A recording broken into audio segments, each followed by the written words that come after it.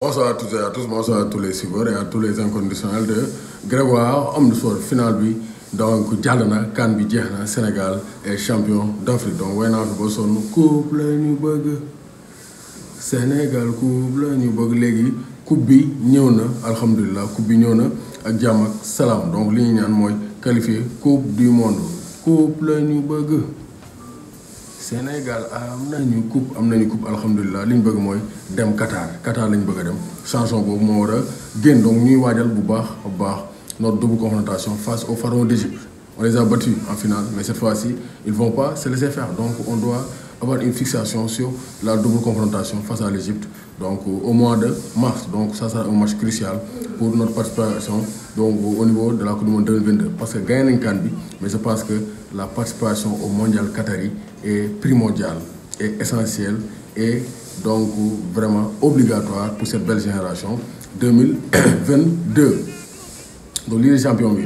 day ñëwaat va reprendre ses droits après la CAN la Ligue des Champions revient sur vos petits écrans. C'est la plus préciseuse des compétitions. Donc demain on aura donc Sporting City et PSG Real Madrid. Donc Sporting City part largement favori même si c'est le football. Donc City part largement favori face au Sporting Portugal de Pablo Sarabia. Donc Paris Saint-Germain face au Real Madrid. Donc Paris Saint-Germain Real Madrid, les Sénégalais ne vont pas débuter. Les champions d'Afrique ne vont pas débuter parce qu'ils sont à court de forme. Donc ils n'ont pas vraiment eu d'entraînement collectif avec le Paris Saint-Germain. Donc ils vont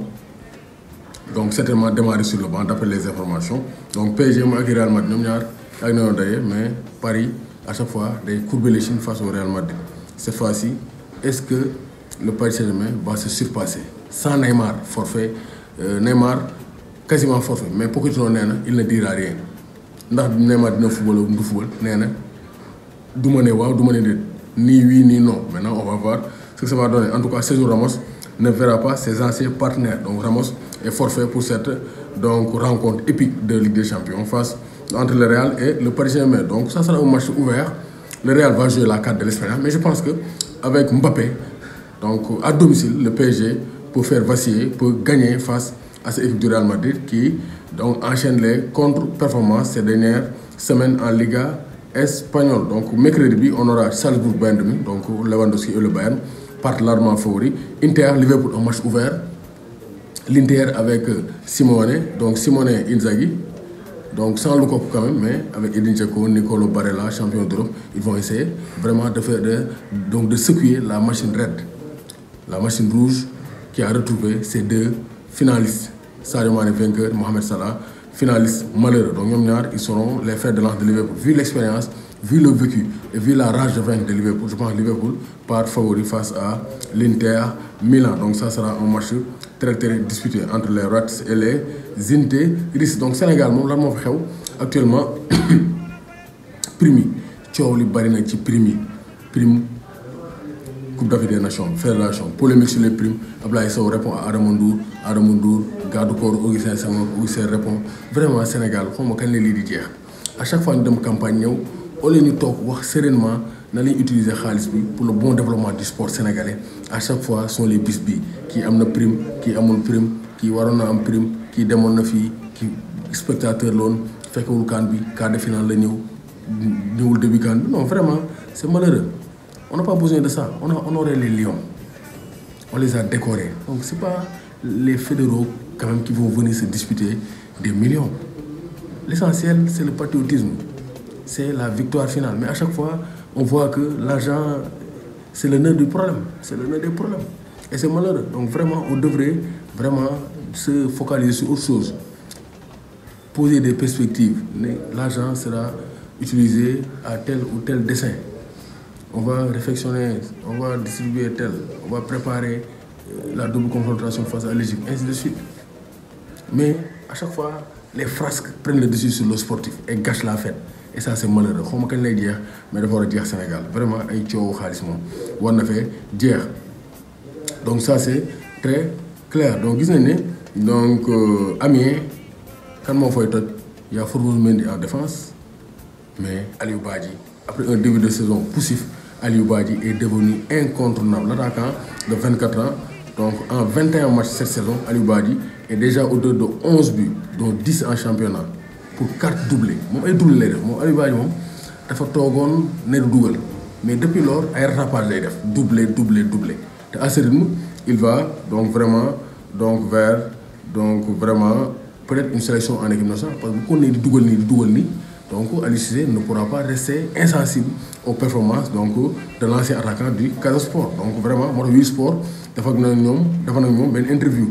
mu ne ko na expliquer sa forme du moment mu ne physiquement je vais beaucoup mieux on a eu besoin de prendre nos repères am na ay repères am donc vraiment nee j'ai déjà vécu un peu ça en Suède où j'avais marqué 10 buts nee na période yi muy dund na ko Suède où j'avais marqué 10 buts mais alhamdulilah donc comment faire pour maintenir mu ne sérénité travail et vraiment humilité l'humilité précède la gloire et l'humilité succède à la gloire gis naa Sénégal yu bëri naan donc maillot bu amul étoile maillot de bain la donc da nga war a xam ne ñun suñu maillot parce que dem la am étoile donc ñun ay maillot de bain lañ doon sot donc quand même on peut gagner mais quand même waruñu continuer di chambrer ceux qui n'ont pas gagné on peut vraiment s'enjailler mën nañoo vraiment faire la fête mais quand même ayons un peu d'humilité après la gloire donc bañ a mbalak quand même les autres qui n'ont pas encore gagné parce que ñun depuis quand ñu ngi courir vers un premier sacre mais donc ñu ngi doog a gagné bon alhamdulilah sant yàlla donc vraiment loolu c'est à déplorer quoi nañ xeex mën nañoo donc féete mais nañ bàyyi vraiment sànni xeer yi ay ku sa may amul étoile maillot de bain la donc vraiment gars yi Sénégal ay ruubekat rek a fi ne xaw ma team immature lañ xaw ma mais da ngay rew ba sonn quoi donc ça c'est très clair donc gis nañ ne aussi équipe nationale bi donc am na 16 jours yoo xam ne ils ont été formés ici au Sénégal donc ça montre que donc on a une très bonne donc formation à la base on a une très bonne formation donc ça c'est très clair donc ñu nuyu le grand professeur Medoune Kane borom Corée ñu ngi koy béyee bu baax borom Parcelles borom Yoff ñu ngi koy béyee bu baax équipe nationale du Sénégal 28 jours lañ sélectionné les 16 ont été formés ici donc au Sénégal donc ñoom Nampalys Mendy ñooñu donc ñoom Abdou Diallo Koulibaly ils n'ont pas été formés ici au Sénégal mais les académies donc ont permis à cette équipe d'avoir une ossature solide donc Jambar gis nañ ko Saliou Ciss Gana Gueye donc on a aussi donc Cheikh Amadou Bamba Dieng génération avec Ismaïla Sarr Pamara Sarr donc avec donc Sadio Mané le meilleur joueur de l'équipe Casa Sport gis nañ ko Yego AS Pikine Pape Abou Cissé Yego avec donc Cheikhou Kouyaté US Ouakam avec Mawloum Ndiaye Stade de Mbour avec Abdoulaye Seck donc c'est pour dire que vraiment la formation a payé on a mis du temps à former mais ça a payé développé aussi Jambar la maa ngi ko doon fàtte donc Habib Diallo aussi Génération Foot 4 pour Génération Foot 4 pour Jambar Famara Diédhiou et Moustapha Nam sont issus de Dakar Sacré-Cœur Ibrahima Mbaye Étoile Lusitana donc c'est pour dire que vraiment la formation sénégalaise ça paye ça a fini par payer et c'est ça il faut former localement pour pouvoir triompher de manière continentale ou bien continentalement donc ça c'est de très bonnes guerres donc nos Lions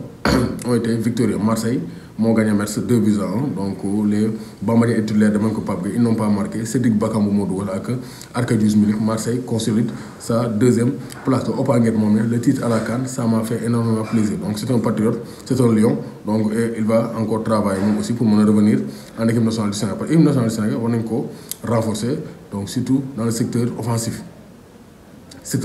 bi war nañ ko mën a renforcer bu baax a baax surtout avec Iliman Ndiaye c'est un joueur qui est réclamé par les Sénégalais parce que c'est un joueur talentueux un faux follet qui peut jouer donc comme élection libre sur les ailes et même des fois derrière l'attaquant donc vraiment c'est un joueur qui s'épanouit cette saison avec Sheffield United 21 ans donc c'est un joueur plein d'avenir qui peut vraiment renforcer l'équipe nationale donc il a montré son amour pour le maillot sénégalais donc offensivement en attendant le retour des Krépin Diatta et tout je pense que donc c'est un joueur qui est capable vraiment de s'intégrer donc dans l'effectif des Lions du Sénégal dañuy indi benn profil technique rapide et efficace donc ça pourra aider donc vraiment l'équipe dans l'animation offensive parce que ba léegi donc on marque des buts mais quand même on peut améliorer l'animation offensive des Lions du Sénégal donc Iliman Ndiaye est plébiscité pour renforcer l'équipe nationale du Sénégal en vue des joutes donc à venir donc Gana Ndiaye warul tiir warul Ragan coupe neex na mais bàyyi leen gars yi ngeen di mbalat maillot bu amul étoile du maillot de bain maillot de football la gars yi bàyyi leen roube bi coupe neex na Sénégal coupe neex na Thiadiaye Rës